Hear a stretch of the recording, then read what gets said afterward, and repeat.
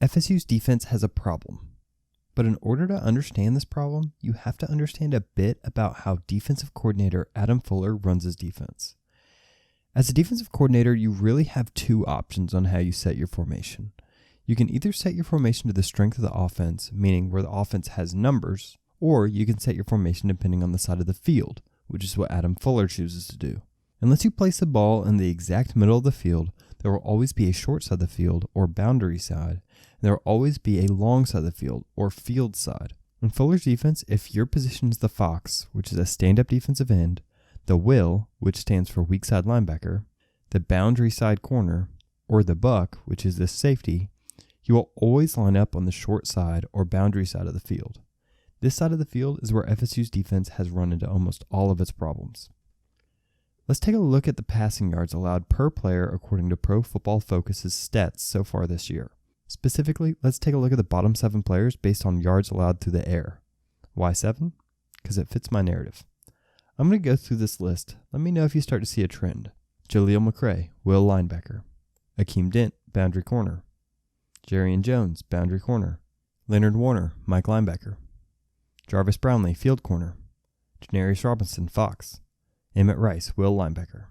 In case you didn't notice, 5 of the 7 players who have given up the most passing yards are boundary side players, and one of the 2 remaining plays in the middle. If a team needs a completion on 3rd down, I bet I could guess where they're going. Let's take a look at what makes this side such a liability.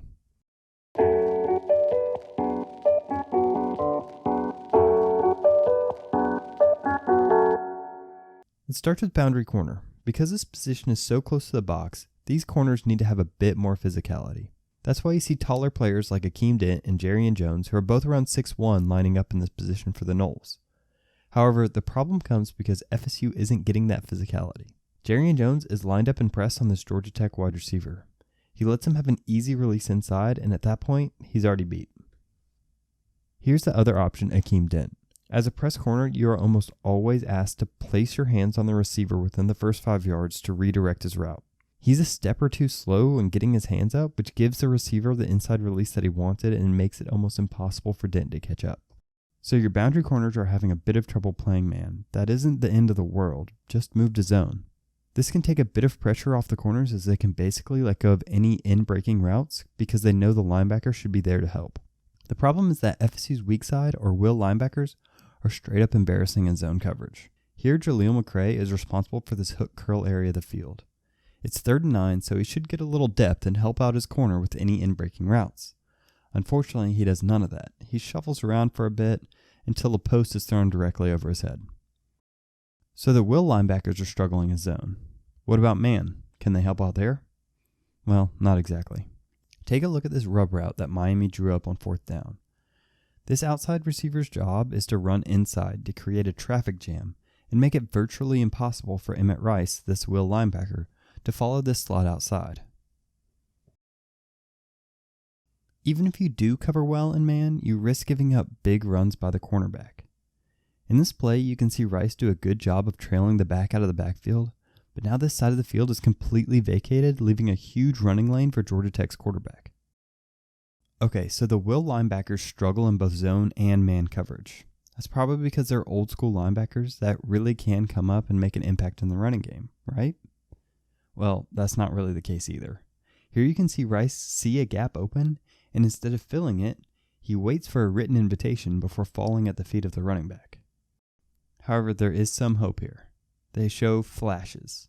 This is actually a textbook gap fill by Rice. He sees the play coming his way, and he initiates and attacks.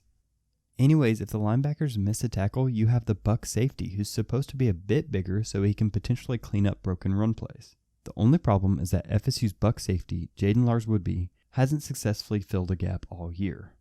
Unfortunately, this kind of thing is all too common for him. Georgia Tech does a good job of getting the linebackers out of position in the C parts for this quarterback. Lars-Woodby does a good job of flowing with the ball and being at the right place. The problem is that he's useless when he gets there and harmlessly falls to the ground. Okay, now it starts to get desperate. You have to take the best corner you have, Asante Samuel Jr., who is built to be a field corner, and put him at boundary. Take away the easy throw to the short side of the field at the risk of the smaller corner being isolated and having to go into run fits. The funny thing is that the Georgia Tech quarterback was so used to getting free completions on the boundary that he didn't even look in the direction of the throw. My guess, he didn't realize Samuel was over there, and honestly, this probably would have been a completion if anybody else was over there. So blame it on whoever you want. Jimbo, Willie, Norvell, Fuller, it doesn't matter. At the end of the day, Fuller has no good way to put together this defense because right now there is no answer at the short side of the field. But these things aren't totally lost.